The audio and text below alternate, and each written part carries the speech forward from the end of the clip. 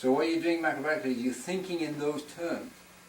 See, that's the most important aspect of macrobiotics. It separates itself out from all other dietary approaches. The other dietary approaches look at the human being as if we were a physical, chemical organism, which we are not. I can, without any doubt in my own mind, state that no physics or chemistry goes on in the human being's body. None whatsoever. You have to remember that physics and chemistry, as a science, has been derived from the study of dead matter. You know, whether you're talking about chemicals in a retort, or looking at minerals, or studying light, or studying sound, whatever.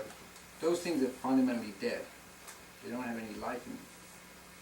So whatever science you come out with is very appropriate if you apply it to dead matter in terms of, you know, making the objects of the technological society with which we are so enamored. Like, you know, camcorders, refrigerators, cars, whatever, computers, even buildings. But that science is wholly inappropriate. And not only inappropriate, but ineffective when it's applied to the human organism. Because the human organism does not operate by the same physical, chemical laws that the outside world operates by. Completely different environment in here. And as I stated, that environment is fundamentally spiritual. Spirit activity. I don't like to use the word energy, because the word energy is just the way I think of describing the hidden forces that work in the world without actually naming them. You know, sort of nobody. If you ask anybody what energy is, nobody really knows. I mean, even the top scientists don't really know what it is. I mean, there's kinetic energy, there's this, that, and so forth, but they don't know what it is.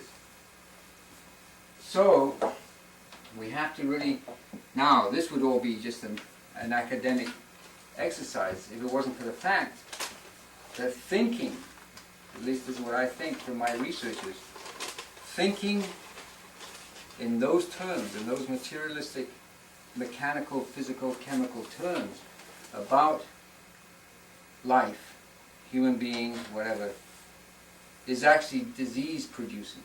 It causes disease in the human organism.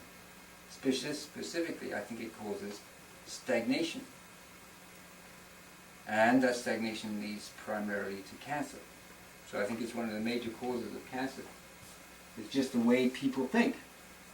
And one of the most important things to do is we have to change our way of thinking, because after all, we live in a world which is beset by problems on all sides. Whether you want to talk about the physical world itself being a mess, or the social world, the economic world, whatever, there's a huge array of problems. And fundamentally, those problems are the symptoms of our way of thinking. Because after all the activities we do in the world as human beings start with what we think. Because we have a thought first, then we articulate it, and then we put it into practice. So whatever we do is the outcome of the way we think.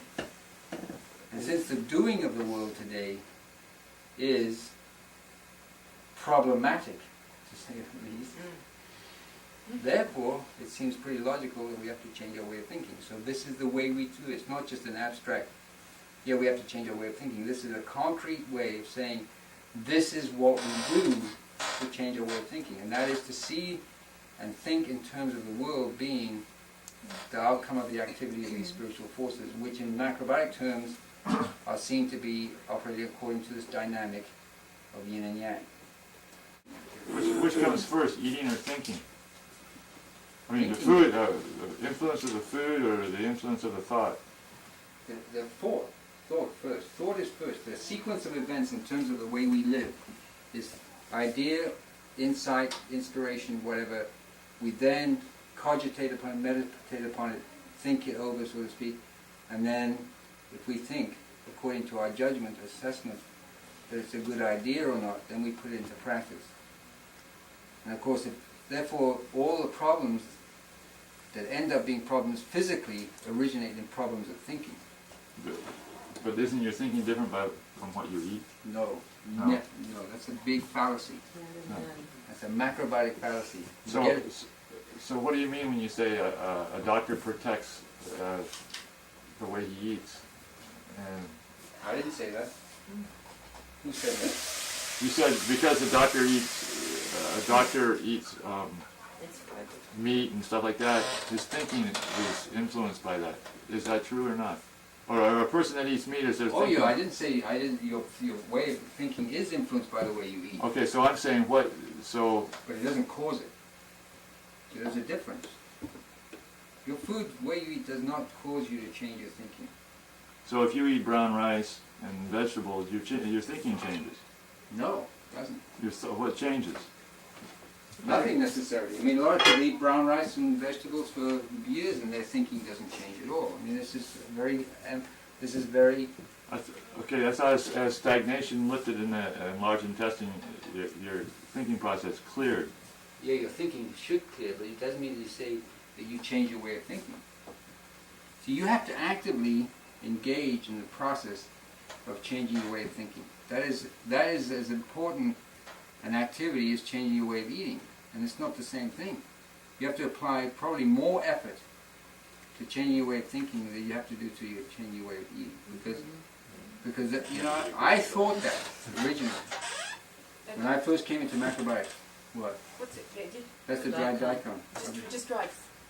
Yeah, It's just not dried. deposited or anything like that. It's soaked, yeah. It's soaked, okay. You have to soak it for 10 minutes Oh, first. 10 minutes, okay. Yeah, it's not quite 10 minutes. If you grade anything, I mean, is grading something generally going to bring More dispersive dispersing? activity. So if you're making a salad, and you grate some carrots, that's going to have that impact. Yeah. Generally speaking. Right.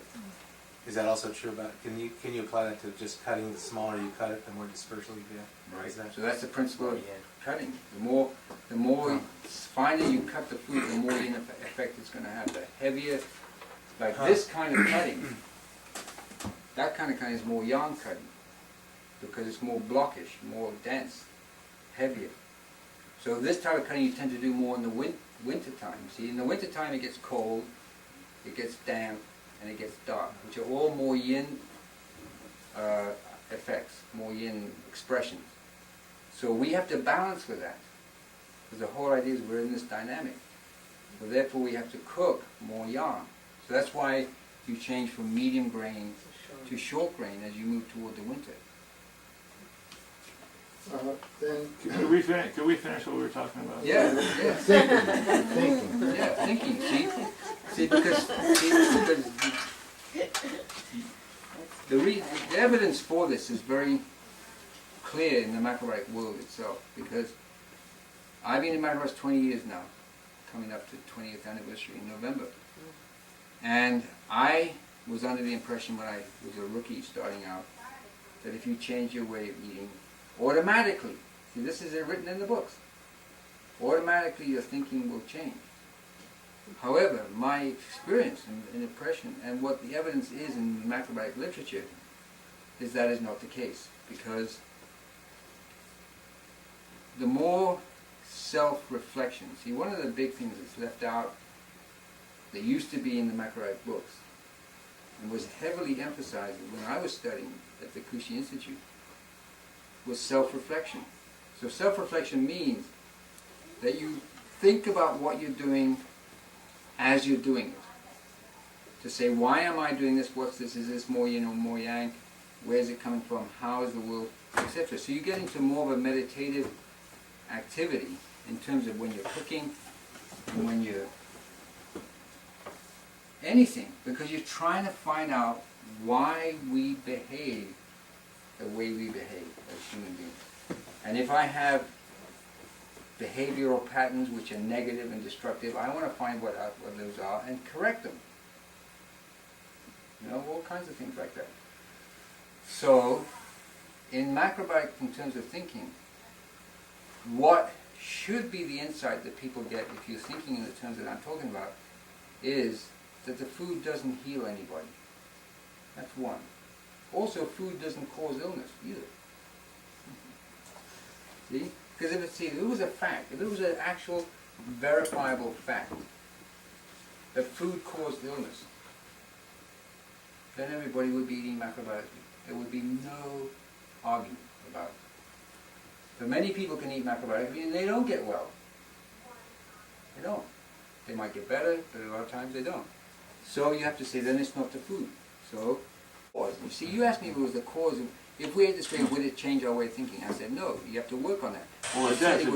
it would certainly affect. Okay, but it affects change. No, it doesn't, you see. It just allows for the possibility Yeah, of that's a good change. way to put it. Okay, Yeah, yeah. that's- We're into semantics here. No, that's No, not no, semantic. We're not? no, because it's not a somatic thing.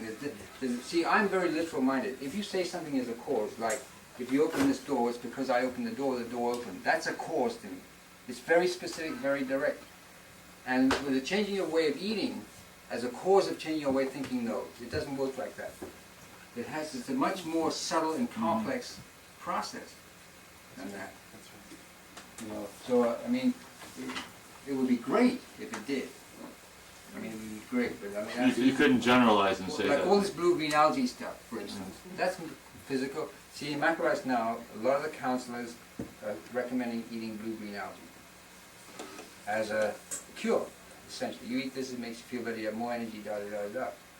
Because it's got, you know, all these alpha, omega, this, that, the other, inside it, you know? So that's physical, mechanical thinking. And of course, blue-green algae is not a good thing to eat because it's too yin. But that's the way people are doing. And there's a lot of that in macrobiotics. So if changing your diet or what you eat doesn't change your health, then it's, No, what changes your health is that your body knows how to heal itself, right? And the fact that your extreme way of life, extreme way of eating has produced imbalances in terms of eating in your body. Right. So your body responds to that by getting rid of the imbalances. That's what we call disease. So when we change the balance from imbalances to balances, the same processes that produce the symptoms of disease will produce symptoms of healing. oh, so what you're saying then, it's not what you're eating, it's the balance that you're creating by what you eat. Right. Okay. Because logically, from the standpoint I'm talking about, if you are healthy, and I mean in the macrobiotic sense of being healthy, then you can eat whatever you want, and you won't get sick. Because you know how to make balance in your body, you know how to support your body in making balance. So the eating supports the change in your eating supports the change, Imbalance. correcting the Dynamics imbalance, of the healing creating an forces. imbalance, and then it changes your thinking. I mean, it affects your thinking. Makes you feel better. No, it doesn't. It doesn't change your thinking. You know, he's not gonna give up on that Well, one. I mean, I'm confused. Is anybody confused, or is anybody? No, it's- No, it's pretty No. clear. It's good. I No, got you've got to just get away from this thing. You have to realize that the thinking is one process going on. See, this is a sense organ for thinking. Thinking doesn't take place in the physical body. If thinking did take place in the physical body, then you could say, yes, if you change your way of eating, you change your condition, your thinking is going to change.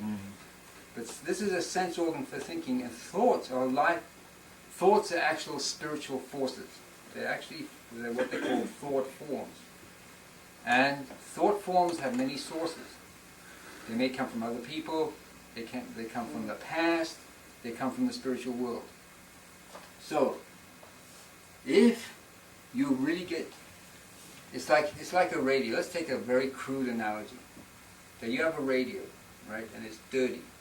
It's got all kinds of muck and stuff in there, dirt and grease and grunge and stuff in it. So you switch it on, and you can hear this faint crackling of stuff going on, but you can't really pick up the station clearly. You can't pick up any station.